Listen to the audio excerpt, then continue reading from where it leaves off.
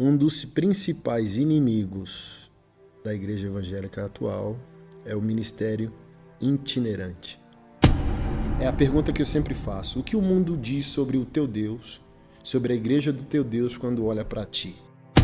Já tratei muito sobre isso. O dom de Deus, o dom do Espírito Santo, o chamado vocacional, o chamado ministerial, não é feito para crente fazer show.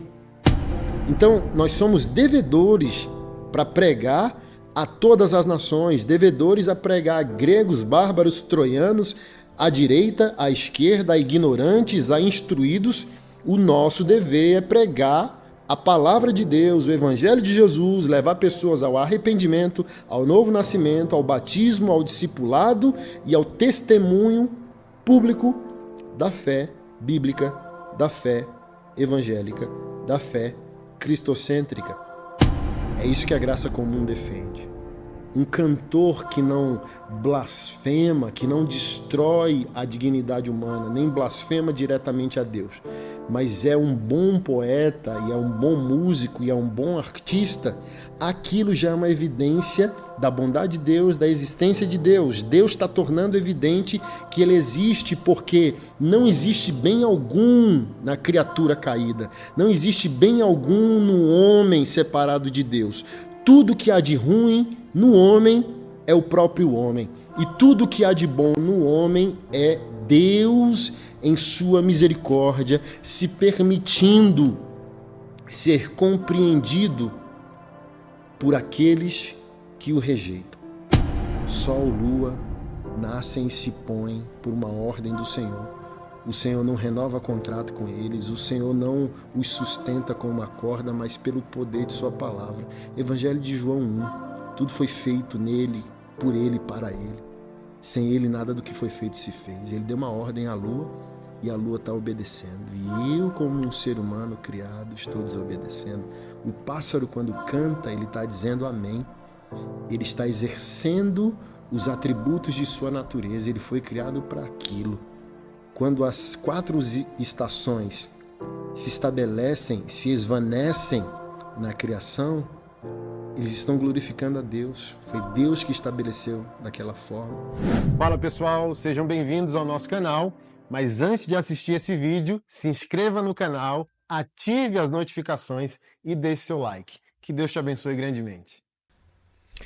Olá, meus irmãos, sejam bem-vindos a mais um episódio do nosso programa Evangelho Urbano, que vai ao ar toda quarta-feira ao vivo pelo YouTube e outras plataformas, e todo sábado pela manhã às 9 horas na Rádio FM Musical 105,7 em São Paulo, capital.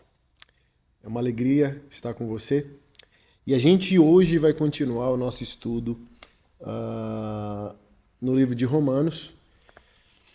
Como eu disse no nosso primeiro programa, o livro de Romanos é um dos, se não o livro mais importante de toda a palavra de Deus, porque traz equivalência salvífica, evangelística, tanto para os aliançados na lei, né? Judeus, israelitas, tanto quanto os gentios, os pagãos, que nos inclui todas as nações, como foi prometido em Atos 1:8, né? Vocês receberão virtude ao descer sobre vós o Espírito Santo de Deus, e vocês serão minhas testemunhas em Jerusalém, Judéia, Samaria e confins da terra. E como eu pontuei, Romanos 3:23, o apóstolo Paulo iguala, né, dizendo que não há nenhum povo superior ou inferior mais em Cristo Jesus. Todos pecaram e destituídos, carecidos estão da glória de Deus. E esse é o motivo pelo qual a gente começou e iniciou o programa Evangelho Urbano. Temos no coração, né, espalhar essa semente em vários veículos, não apenas nas plataformas online, não apenas no rádio, mas em breve também em TV, em canal aberto. Chegaremos lá para a glória de Deus, trazendo conteúdo bíblico e teológico saudável, que eu creio que é uma das maiores carências do século XXI, da pós-modernidade, é ensino sólido das escrituras sagradas. Está tudo diluído, né? Está tudo dissolvido, está tudo abstrato, nada mais é concreto. O relativismo entrou dentro das igrejas evangélicas, o falso profetismo, né? Ao verdadeiro profetismo que empurra o povo de Deus para frente, para o apostólico, para o ID, para a evangelização dos povos e das nações. E infelizmente existe o falso profetismo, né? E como a gente pode discernir o verdadeiro do falso profetismo? O falso sempre cobrará pedágio no final. O verdadeiro fala a verdade de Deus, quer o ser humano goste ou não. O verdadeiro e o falso, além de massagear o ego humano, além de se omitir em confrontar o pecado do ser humano, no final vai cobrar pedágio. Vai dizer, olha, tá aqui a tua bênção, custa tanto o voto que você vai fazer.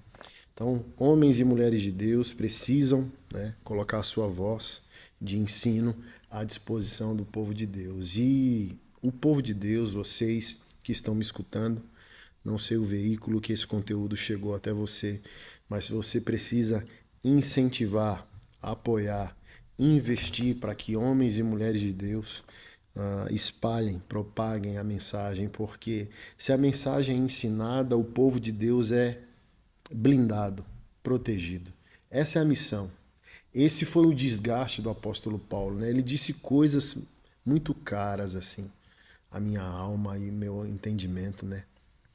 Ele diz, o peso por todas as igrejas me consome.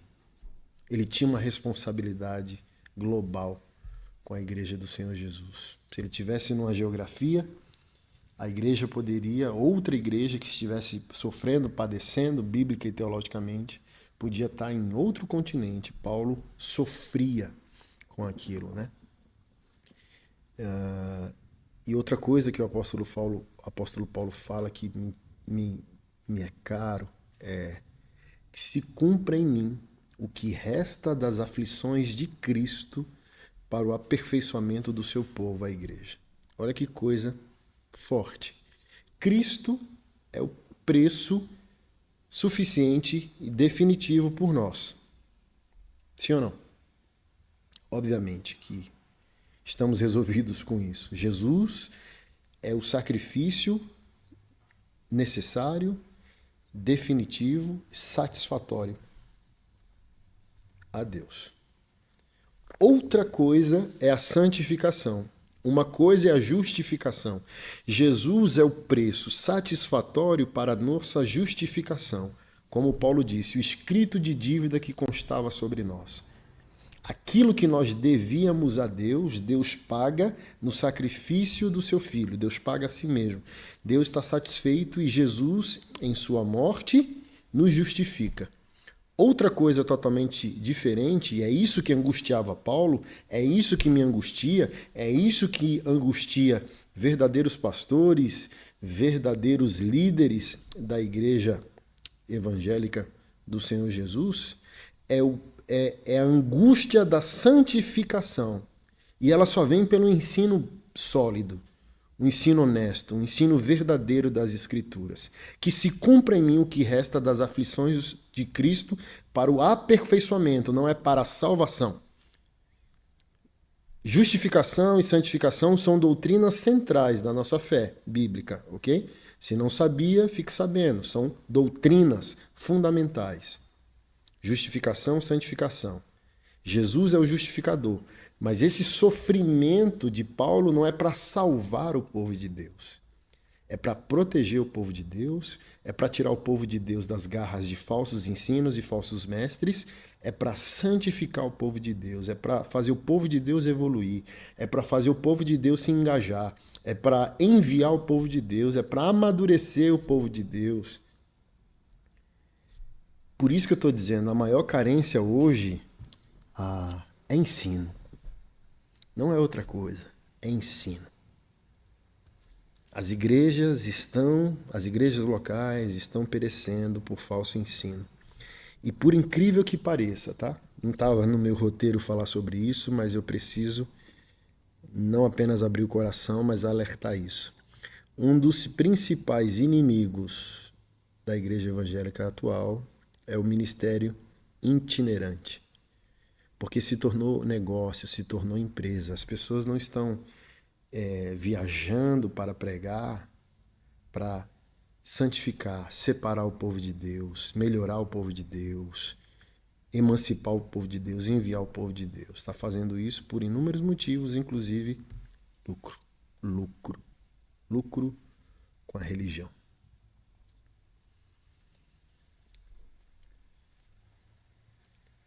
E é esse boom do ministério itinerante que nos empobreceu.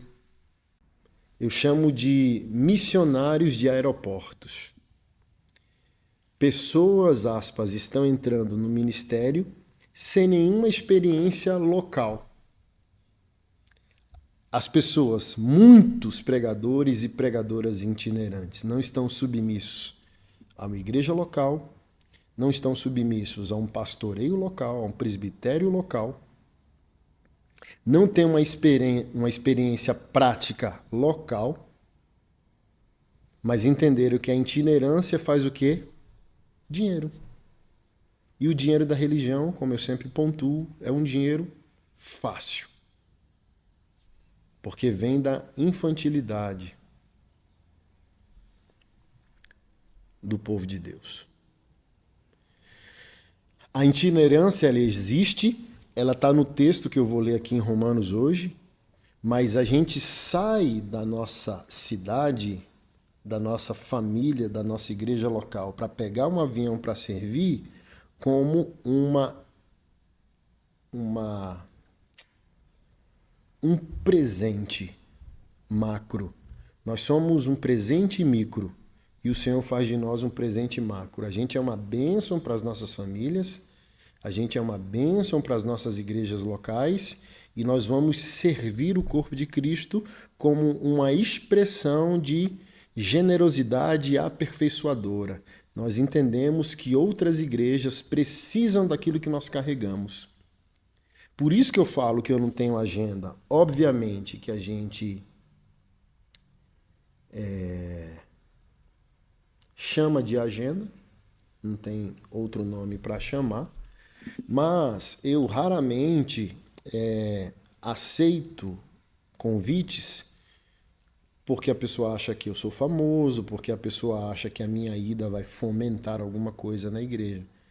Eu só aceito agendas, compromissos de palestra, seminários ou pregação, se eu entender que aquela igreja, além de honrar, carece da unção e da porção bíblica teológica que eu carrego. Então eu estou indo para servir. Geralmente eu gosto muito de, quando eu aceito um convite, fechar um combo.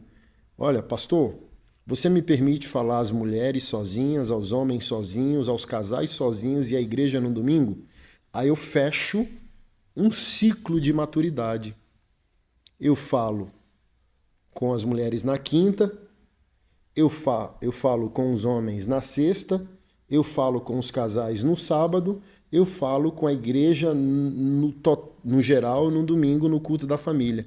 Então, vale a pena a saída de casa, vale a pena a saída da sua igreja local, da sua experiência local, dos seus ministérios ou dos seus projetos, da sua família, e você está dizendo bem assim, de fato, eu estou sendo útil. Estou indo para ser útil, não estou indo para ser um ídolo, não tô indo para ser ovacionado, não estou indo para ter lucro, estou indo para cooperar, amadurecer, fazer o povo de Deus, de fato, evoluir em suas responsabilidades. E é o que a gente deveria ter em mente quando a gente pensa em ministério itinerante. Voltando ao ponto que todo motivo ministerial deve ser o quê? Amadurecer o povo de Deus. Ele me deu um dom, ele me deu um ministério, ele me deu uma unção. O que eu tenho que fazer com isso? Fazer o seu povo crescer, fazer o seu povo evoluir, fazer o seu povo amadurecer. Sem esse entendimento, o fenômeno social que acontece é o que eu chamo de berçário gospel. Somos grande como igreja evangélica, 70 milhões de evangélicos hoje no Brasil, e uma expressão espiritual, familiar e moral aquém da quantidade do que nós somos, do que representamos. Então somos 70 milhões e a gente não consegue brilhar, iluminar, como o Evangelho de Mateus 5,13 recomenda, vocês são a luz do mundo.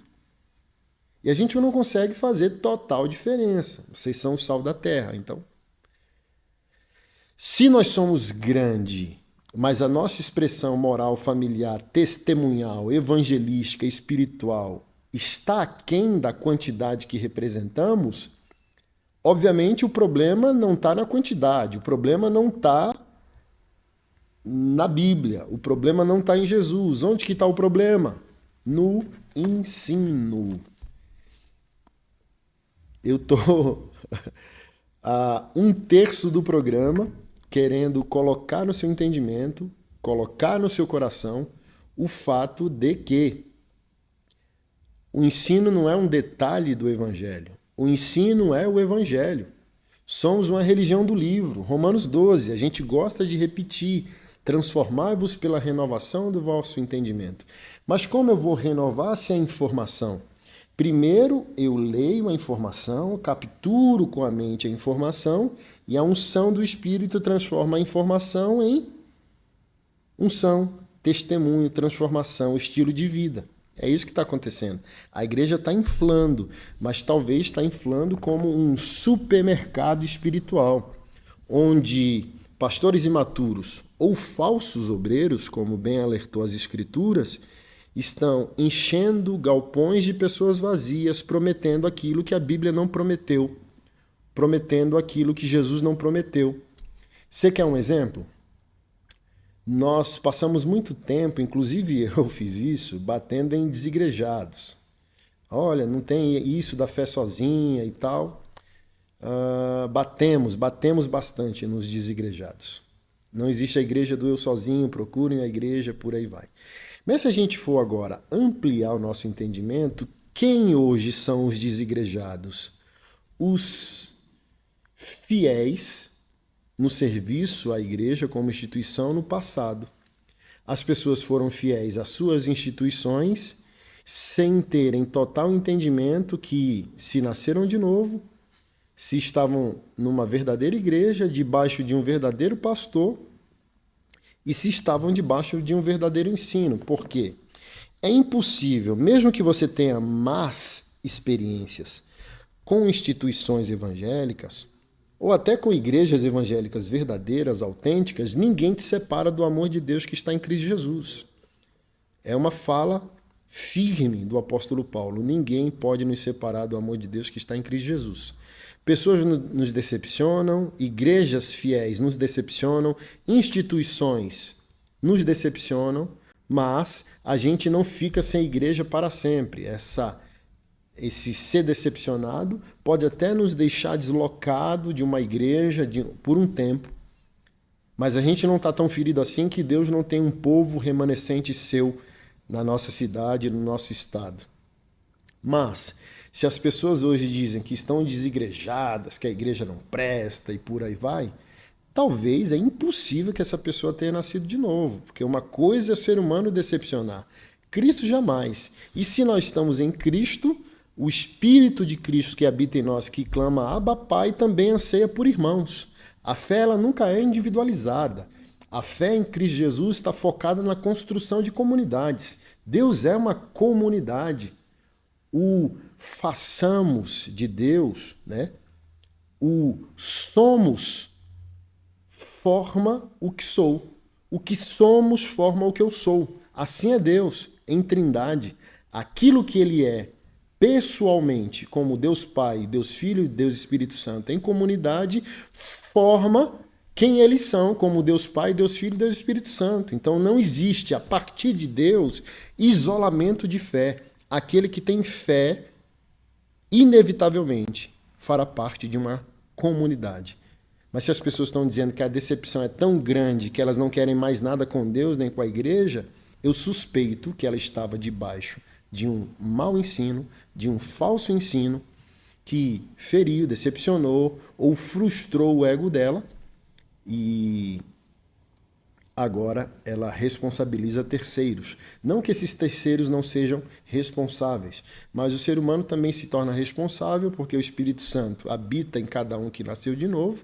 E em qualquer livraria evangélica você vai ter Bíblia disponível para você ler, entender, rasurar em todas as versões. Versões de homem, mulher, pequena, grande, de criança, todo tipo de versão. Então ninguém é indesculpável. Não tem como darmos desculpas ao Senhor. Temos responsabilidade em procurar o verdadeiro ensino, porque a palavra está disponível a nós e o Espírito Santo habita em nós para nos conduzir, nos transformar, nos ensinar e nos conduzir a toda a verdade.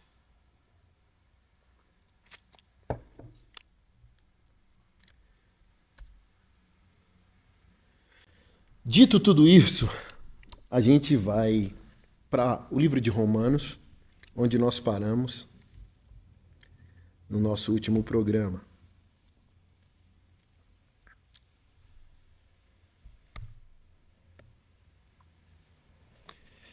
Eu quero me tornar disponível a vocês, mediante a tudo que eu estou ensinando, expondo a vocês. Se aqueles que estão ao vivo tiverem questões, perguntas, podem fazer nos chats, pode interagir com a gente aqui, vai ser total prazer responder vocês. Se você está ouvindo pela rádio Musical FM, você pode diretamente ligar na rádio e eu, em breve, responderei o seu questionamento, a sua dúvida, com a maior alegria e prazer, tá bom? Livro de Romanos, capítulo 1, versículo 8. O apóstolo Paulo diz: Antes de tudo, quero dizer que, por meio de Jesus Cristo, agradeço a meu Deus por todos vocês, pois sua fé nele é comentada em todo o mundo. O Deus a quem sirvo em meu espírito, anunciando as boas novas a respeito de seu Filho. Sabe como nunca deixo de me lembrar de vocês em minhas orações, sempre pedindo, se for da vontade de Deus, uma oportunidade de ir vê-los. Desejo muito visitá-los a fim de compartilhar com vocês alguma dádiva espiritual que os ajude a se fortalecerem. Quando nos encontrarmos, quero encorajá-los na fé e também quero ser encorajado por sua fé. Quero que saiba, irmãos, que muitas vezes planejei visitá-los, mas até agora fui impedido.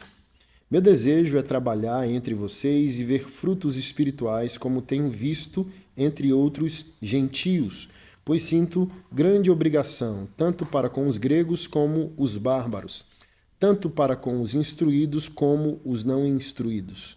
Por isso, aguardo com expectativa para visitá-los, a fim de anunciar as boas novas também a vocês em Roma. Pois não me envergonho das boas novas a respeito de Cristo, que são o poder de Deus em ação para salvar a todos que creem. Primeiro os judeus, também os gentios. As boas novas revelam como Deus opera a justiça de Deus, que do começo ao fim é algo que se dá pela fé, como dizem as Escrituras, o justo viverá pela fé. Assim, Deus mostra do céu sua ira contra todos os que são pecadores e perversos, que por sua maldade impedem que a verdade seja conhecida. Sabem a verdade a respeito de Deus, pois ele a tornou evidente, por meio de tudo que ele fez, desde a criação do mundo. Podem perceber claramente seus atributos invisíveis, seu poder eterno e sua natureza divina. Portanto, não tem desculpa alguma. Sim, eles conheciam algo sobre Deus, mas não o adoraram nem lhe agradeceram. Em vez disso, começaram a inventar ideias tolas, e com isso sua mente ficou obscurecida e confusa. Dizendo-se sábios, se tornaram tolos, ou em outras versões, loucos. Trocaram a grandeza do Deus imortal por imagens de seres humanos mortais, bem como de aves, animais e répteis. Até aqui.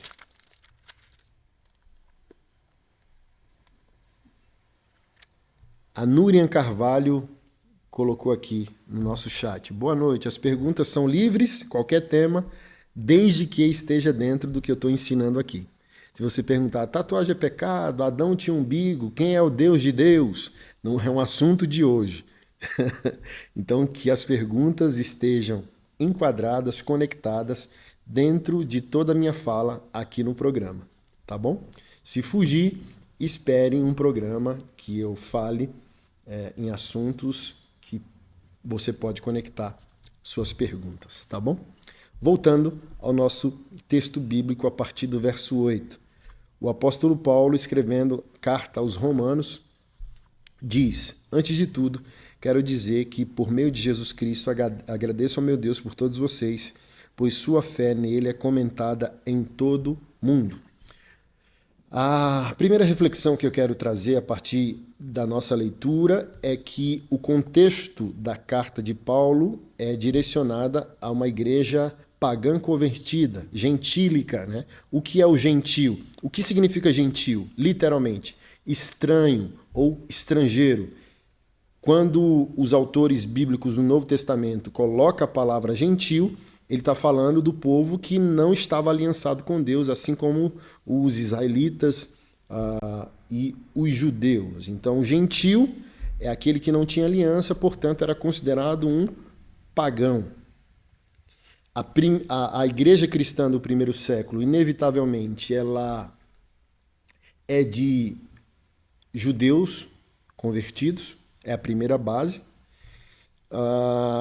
O Senhor, de acordo com o relato de Lucas no livro de Atos, disse que quando nós recebêssemos, eles no caso, né, os judeus convertidos, recebessem o batismo do Espírito Santo, a bênção de Deus não ficaria enclausurada entre eles, mas todas as nações se tornariam participantes. E a promessa do profeta messiânico Isaías se cumpriria.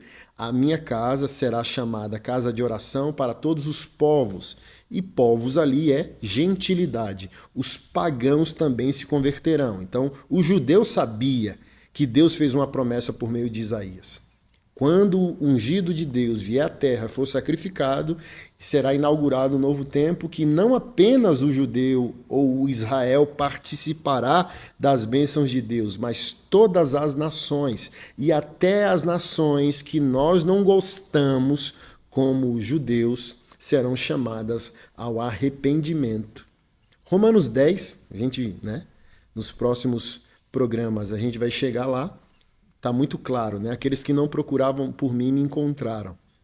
O apóstolo Paulo, inspirado pelo Espírito Santo, replica o que o Senhor permitiu ser escrito pelos seus profetas na lei. Aqueles que não procuravam por mim me encontraram. E somos nós, os não-judeus, né? Os gentios, os pagãos. E a segunda reflexão, no mesmo verso que eu quero fazer com vocês, é: a fé, ela não existe apenas para nos dar acesso. Ela também existe para que a nossa vida seja testemunhal. Que a nossa vida seja o atalho para o caminho que é Jesus. Que a nossa vida seja uma transparência. Que o reino de Deus, a igreja, os valores evangélicos, a santidade da palavra seja televisionada através do nosso estilo de vida. É a pergunta que eu sempre faço. O que o mundo diz sobre o teu Deus, sobre a igreja do teu Deus quando olha para ti? Então, é lindo aqui o apóstolo Paulo falar para uma igreja gentílica que a fé deles estava sendo autêntica ao ponto de ser comentada em todo mundo. Eu agradeço a meu Deus por todos vocês, por sua fé nele, é comentada em todo mundo. É uma pergunta que nós podemos, de maneira prática, fazer a nós. Nossa fé é comentada? As pessoas querem o nosso Deus? As pessoas querem ser igreja? As pessoas querem ter o mesmo estilo de vida que nós temos? Ou as pessoas estão nos punindo por ausência de semelhança com aquilo que está escrito na palavra de Deus? porque eu já ensinei sobre isso. Existem dois modos de perseguição: o falso e o verdadeiro. O verdadeiro é, se você parecer com Jesus, vão te perseguir. O falso, se você não se parecer com Jesus, vão te perseguir. Fique com a primeira opção, que o mundo persiga você porque você se parece com Jesus, você vive a palavra de Jesus e você testemunha a igreja de Jesus, do que você ser perseguido por ausência de semelhança. Você fala que é filho de Deus, mas não se parece com Deus. Você fala que é um evangélico, mas não se parece com um evangélico. Você fala que crê na Bíblia, mas você está destoando dos ensinos que estão contidos lá. Verso 9. O Deus a quem sirvo em meu espírito, anunciando as boas novas a respeito de seu Filho, sabe como nunca deixo de me lembrar de vocês em minhas orações, sempre pedindo, se for da vontade de Deus, uma oportunidade de ir vê-los. Paulo, aqui nesse contexto, diz que queria visitar os romanos e foi impedido. E aqui a gente pode refletir de que o que a própria palavra de Deus diz, né? O coração humano faz planos, mas o decreto final é do Senhor. Não podemos, mesmo que com bons projetos, boas ideias, bons planejamentos sobre a vida, sobre o ministério e até sobre a igreja do Senhor Jesus, esquecer que Ele é soberano e Ele governa sobre tudo, sobre todos, sobre o tempo e sobre a nossa própria agenda. Não é porque a gente quer fazer algo bom que Deus, no nosso tempo, nos permitirá a execução desse bom plano. Deus tem um tempo determinado debaixo do céu para absolutamente tudo. E a gente não pode forçar a barra. A gente não pode tentar forçar, abrir a porta que a gente percebe que Deus ainda não abriu. Temos muito esse problema, né? Certa vez eu ouvi um testemunho. Quando a gente diz, Deus falou comigo, a gente não está falando que Deus tomou um café conosco na padaria. A gente está falando sobre, principalmente, testemunho interior. Vem uma convicção interior de emoções e intelecto que a gente conclui. Não pode ser outra influência que não a influência de Deus. Deus está falando comigo. Então tem muitas coisas que a gente está se estribando no próprio entendimento porque a gente está atropelando o testemunho interior. E nessa história que eu ouvi, um testemunho real, um pastor que tinha que pregar em outra cidade, iria de carro e colocou sua família, a bagagem no carro e saiu de casa. Quando saiu de casa, o coração dele, o espírito dele começou a arranhar. Tem algo fora de sintonia. Quando ele chegou no primeiro balão, aquela dor, aquela força no testemunho interior, dizendo, volte para casa, volte para casa, volte para casa. E ele entendeu ali, é Deus falando comigo. Pegou o balão, né, rotatória, ou a tesourinha, depende da sua cidade, e voltou para casa. Aí ele contou essa história e alguns irmãos perguntou, e aí, pastor, o que aconteceu? Aí o pastor falou, não sei, se eu quisesse saber que eu tivesse ido, desobedecido o testemunho interior e seguido a estrada. Então, irmãos, o que a gente pode aprender com essa história que eu contei e com aquilo que Paulo aqui fala? Sabe, eu estou empolgado para encontrar vocês, eu estou empolgado para ensinar vocês e ser ensinado por vocês. Mas eu estou sendo impedido.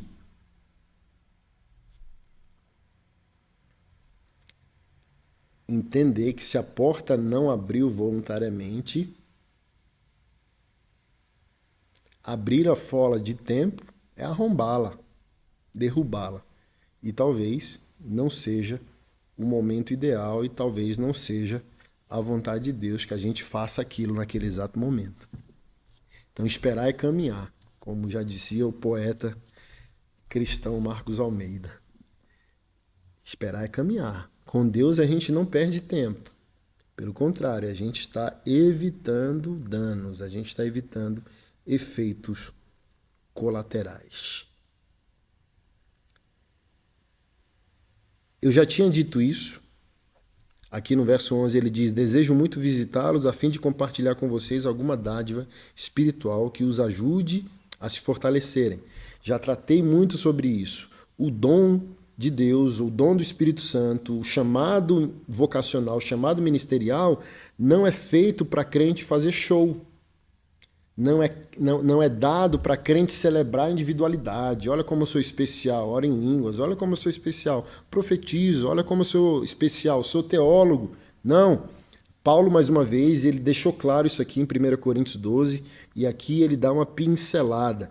Desejo muito visitá-los para compartilhar dádivas espirituais, ou seja, tudo aquilo que Deus dá tem por finalidade a construção, a manutenção ou o aperfeiçoamento de comunidade. O dom não é sobre nós, o dom não é para nós, o dom é através de nós para o benefício do outro, benefício do irmão, consequentemente o fortalecimento da igreja e consequências benéficas sociais para a comunidade humana no geral. Um crente transformado, um crente santificado, um crente melhor, um crente aleluiado pela providência divina se torna um presente social no trabalho, na escola, na faculdade, nas famílias ou qualquer lugar que ele esteja. Se ele foi abençoado, ele se tornará uma bênção.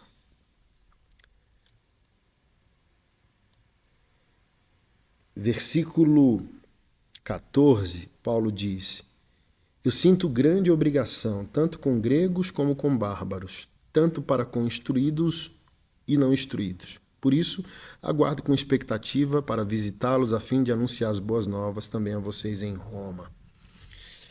Eu já aqui introduzi a questão dos aliançados e os não aliançados.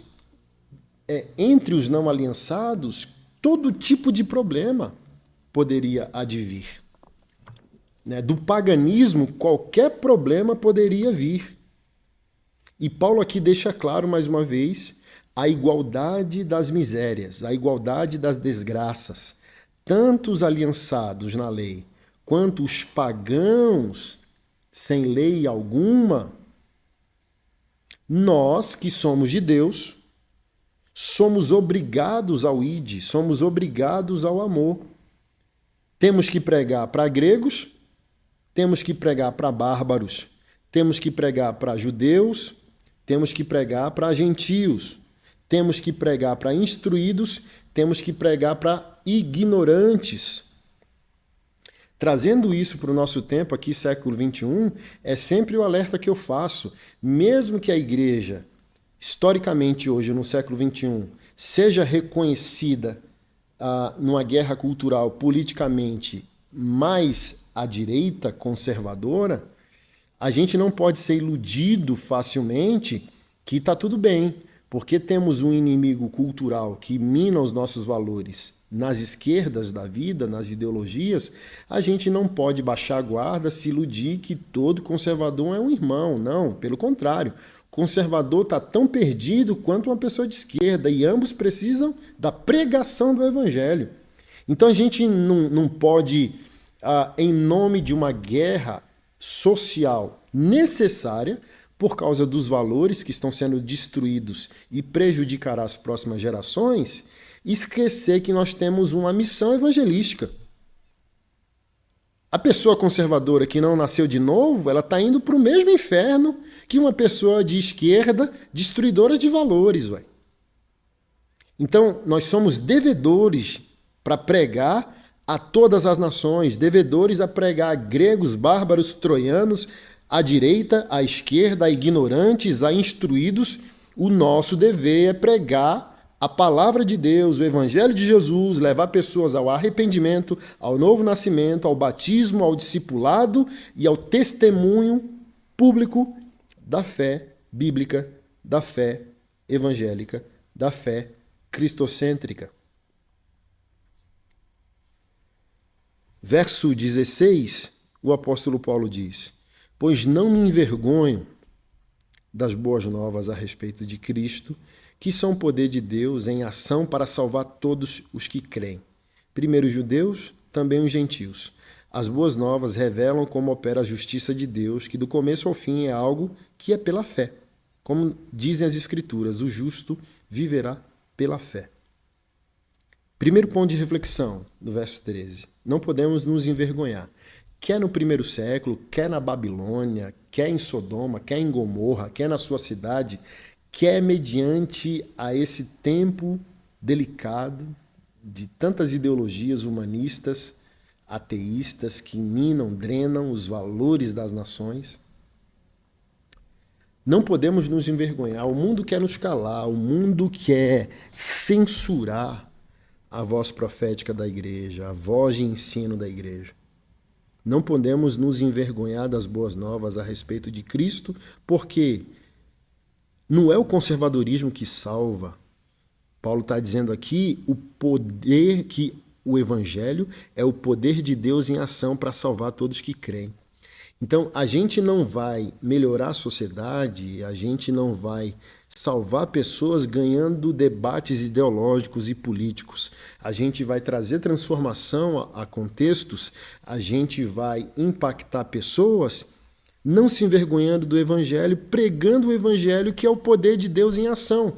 Então, o poder de Deus em ação não é você fazer parte de um projeto político. O poder de Deus em ação não é você eleger um político conservador para defender valores. O poder de Deus em ação é você não se envergonhar da pregação do Evangelho, que pode salvar qualquer pessoa.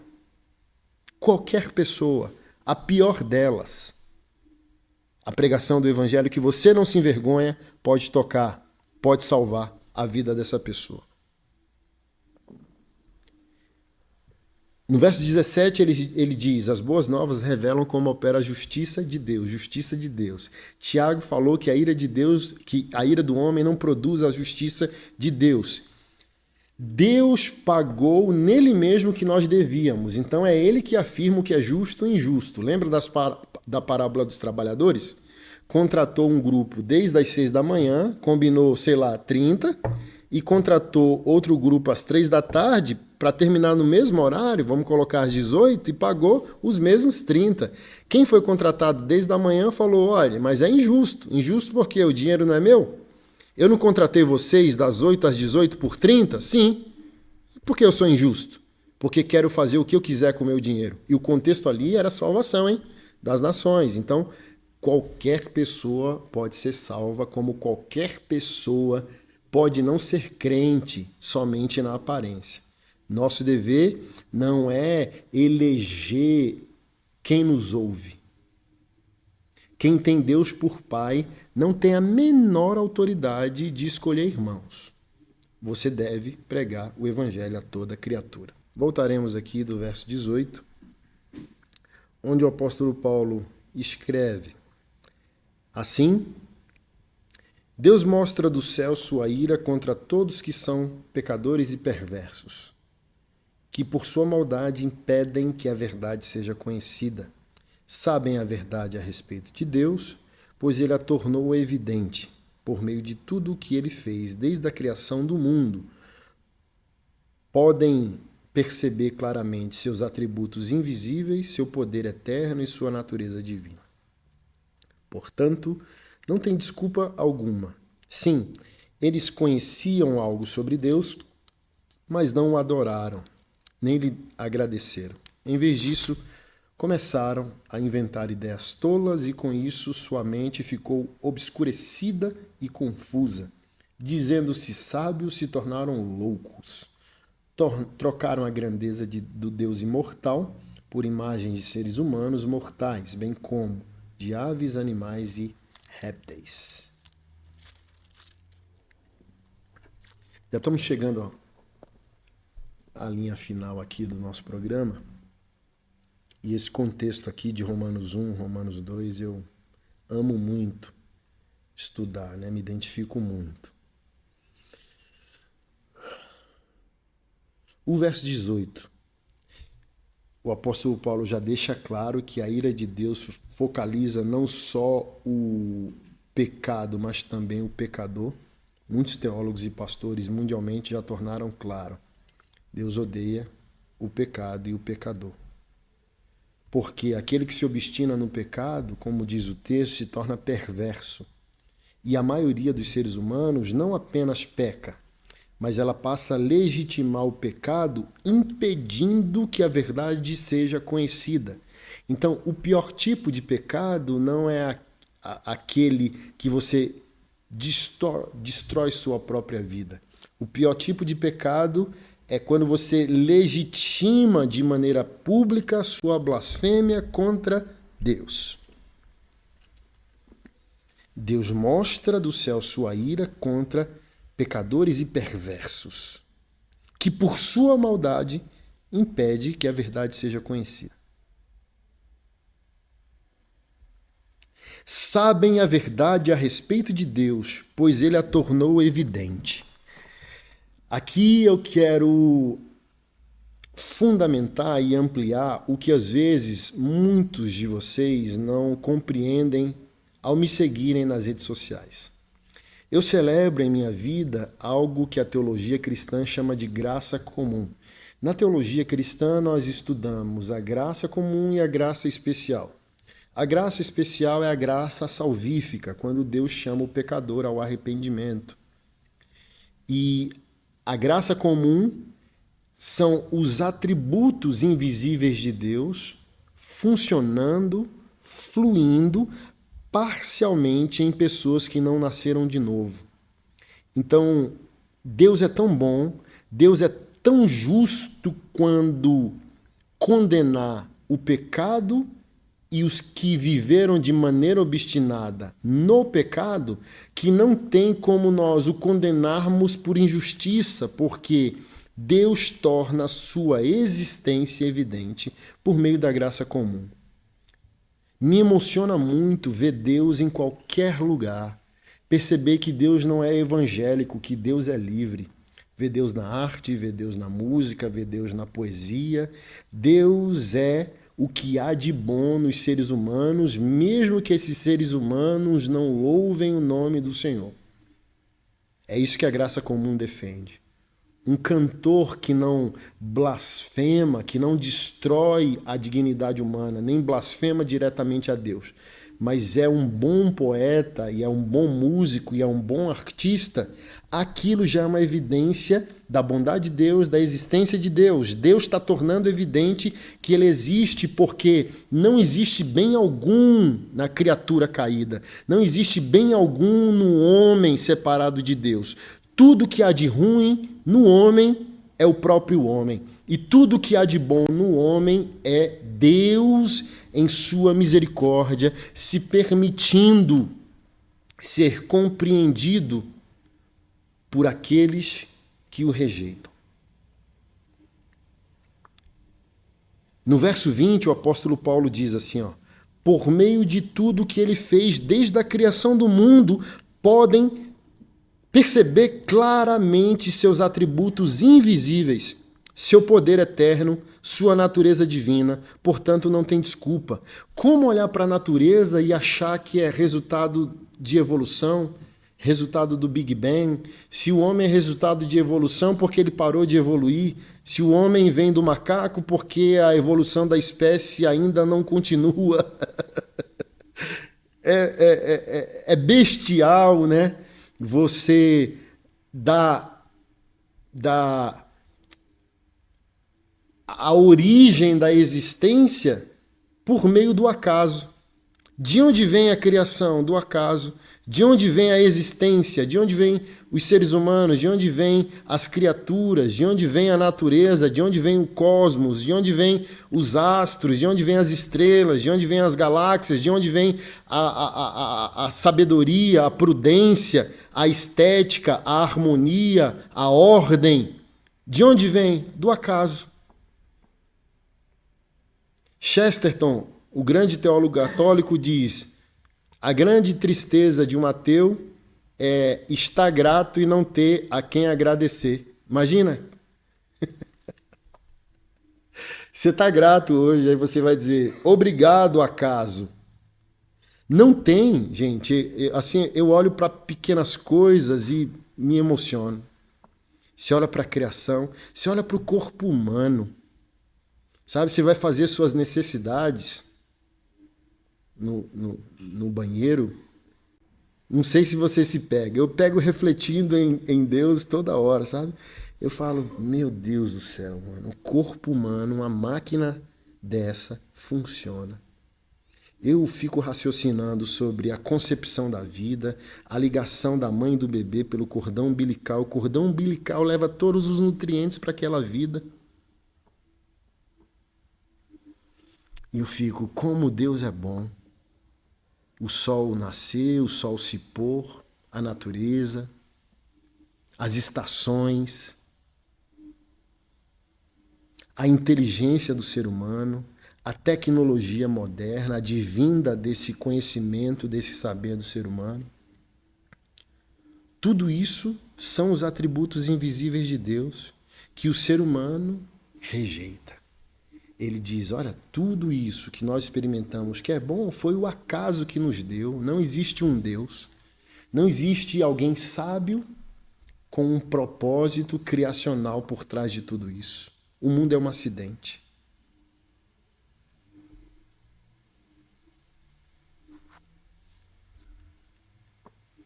Aí o apóstolo Paulo diz, não temos desculpa. Como olhar para a grandeza da existência? Já pegou um voo e viu a imensidão? Sabe? Quantas vezes eu não chorei de frente para o mar, dizendo, meu Deus. Um dia, eu já dei esse testemunho, eu estava andando pelas ruas, estava voltando do trabalho, e quando eu olhei aquela noite linda, que eu olhei a lua cheia, a lua estava assim, tomando o céu, eu me ajoelhei no meio da rua e comecei a glorificar o Senhor, quebrantado de coração, dizendo, meu Deus, me perdoa, a criação te obedece e eu te desobedeço. Sol, lua, nascem e se põem por uma ordem do Senhor. O Senhor não renova contrato com eles, o Senhor não os sustenta com uma corda, mas pelo poder de sua palavra. Evangelho de João 1, tudo foi feito nele, por ele e para ele. Sem ele, nada do que foi feito se fez. Ele deu uma ordem à lua e a lua está obedecendo. E eu, como um ser humano criado, estou desobedecendo. O pássaro, quando canta, ele está dizendo amém. Ele está exercendo os atributos de sua natureza. Ele foi criado para aquilo. Quando as 4 estações se estabelecem, se esvanecem na criação, eles estão glorificando a Deus. Foi Deus que estabeleceu daquela forma. Às vezes a gente vê um acidente geográfico, ou uma inundação, ou uma enchente, mas a gente não... Aí a gente pergunta, cadê Deus? Mas a gente não consegue perceber que, se a gente for estudar o contexto daquela geografia, era um lago, era uma lagoa, ou era o próprio mar, e o ser humano aterrou e construiu. E a natureza obedece a Deus. Então aquela inundação nada mais é do que a criação obedecendo o Criador. O Criador me deu um limite até aqui. Mas essa área que eu estou inundando agora, que vocês chamam de inundação, era a minha habitação no passado. Vocês que tomaram posse, vocês que aterraram isso aqui e construíram moradias. Eu, como natureza criada, estou indo ao limite que o Criador me deu, ao limite que o Criador ordenou. Já refletiu sobre isso? A gente não tem desculpa. A criação revela que há um Criador, há um propósito na criação e nós devemos obediência a esse propósito e a esse Criador. E para a gente encerrar, Paulo diz, no 23. Não, no 21, desculpa. Sim, eles conhecem algo sobre Deus, mas não o adoram, nem lhe agradecem. Em vez disso, começaram a inventar ideias tolas, e com isso sua mente ficou obscura e confusa. Dizendo-se sábios, se tornaram loucos. Não é isso hoje as ideologias? Eles querem progredir sem Deus, eles querem progredir sem o reconhecimento que Deus existe e até contra a própria ordem biológica. E chamam isso de sabedoria. E o apóstolo Paulo está chamando isso aqui de loucura, tolice, porque trocaram a grandeza do Deus imortal por imagens de seres humanos, aves, animais e répteis. Aqui já entra o contexto da idolatria, da construção de imagens. Eu desprezo a existência de um Criador e começo a adorar seres humanos finitos, falíveis, e começo a ser um idólatra, porque se não nos tornarmos adoradores, inevitavelmente nos tornamos idólatras, porque o ser humano foi criado para adorar a Deus. Se o ser humano não adora a Deus, ele vai ter que adorar alguém. Hoje é o sexo, hoje é a rebelião contra Deus, a rebelião contra o núcleo familiar.